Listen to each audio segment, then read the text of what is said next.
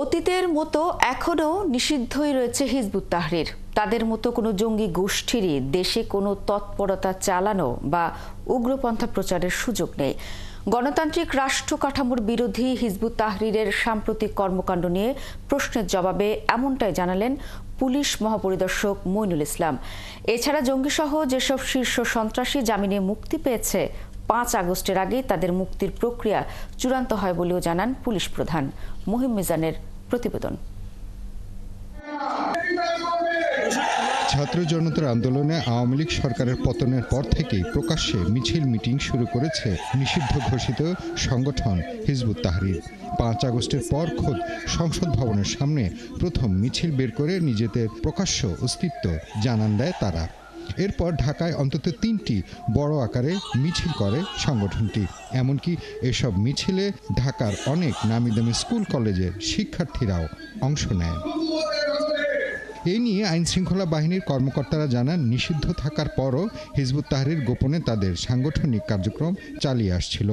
আগে তাদের কার্যক্রম বিশ্ববিদ্যালয় পর্যায়ে সীমাবদ্ধ থাকলেও এখন তাদের নজর কিশোর তরুণদের প্রতি। জঙ্গির কথা বলা হচ্ছে এবং যারা জামিনের কথা বলা হচ্ছে, জঙ্গি এবং সন্ত্রাসী, এই জঙ্গি এবং সন্ত্রাসীদের জামিন কার্যক্রমটা অনেক আগের, বিগত সরকারের সময়ের। তারা কোনো কারণে তখন বের হতে পারে নাই, বের হয় নাই।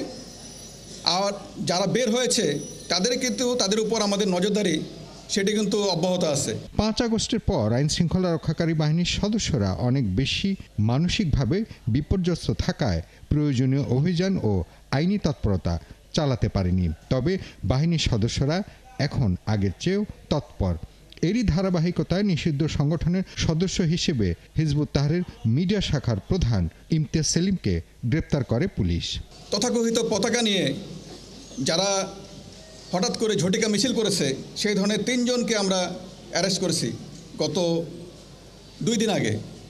সুতরাং এই ধরনের কোনো সুযোগ নাই যে জঙ্গি তৎপরতা করবে। যারা নিষিদ্ধ সংগঠন তাদেরকে আমাদের যে তৎপরতা সেটা কিন্তু অব্যাহত আছে। এদিকে নিষিদ্ধ ঘোষিত হিজবুত তাহরির বা অন্য কোনো সংগঠনের জঙ্গি ভাবাদর্শের কর্মকাণ্ড চালানোর সুযোগ নেই বলে সতর্ক করেন আইজিপি।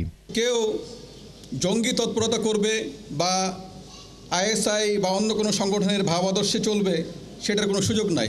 ইতিমধ্যে আপনারা দেখেছেন যে হিজবুত তাহরির এটা নিষিদ্ধ সংগঠন, তার যে মূল সমন্বয়ক, মিডিয়া সমন্বয়ক, তাকে আমরা গ্রেপ্তার করেছি। সম্প্রতি ঢাকা, নারায়ণগঞ্জ সহ বিভিন্ন স্থানে একদল তরুণ ইসলামী খেলাফত প্রতিষ্ঠার দাবিতে বিক্ষোভ মিছিল করে। এ সময় তাদের হাতে কালেমা লেখা কালো ও সাদা পতাকা দেখা গেছে। মহিম মিজান, ৭১, ঢাকা।